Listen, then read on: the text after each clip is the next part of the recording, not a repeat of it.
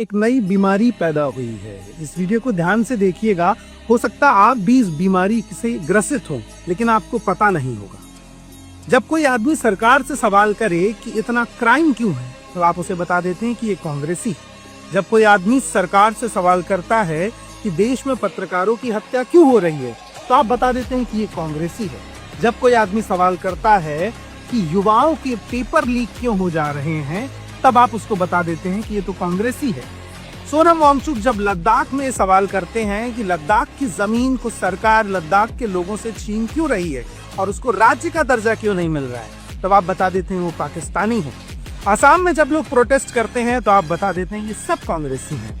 अब मेरा सवाल आपसे ये है कि लोग कांग्रेसी हों या भाजपाई हों, सवाल जरूरी होता है। अगर वो तमाम लोग जो जनता के हक का सवाल पूछ रहे हैं वो कांग्रेसी ही हैं, तो फिर भाजपा वाले कहाँ हैं?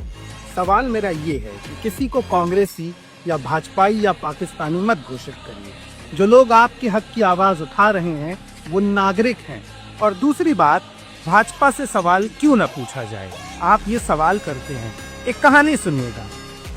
हम सबके घर में सबने मिलकर गयादीन को चौकीदार रखा, लेकिन चौकीदार की नौकरी के लिए गयादीन और रामदीन दोनों ने आवेदन दिया था। हमने गयादीन को चुना और रामदीन को नहीं चुना। अब मेरे घर में चोरी हो गई और आप कह रहे हैं कि मैं गयादीन से सवाल ना करके रामदीन से पूछ करके आऊं कि मेरे घर में चोरी क्यों हुई। अरे भाई, जिसे चौकीदार रखा गया है, चोरी होने पर सवाल का जवाब तो वो ही देगा।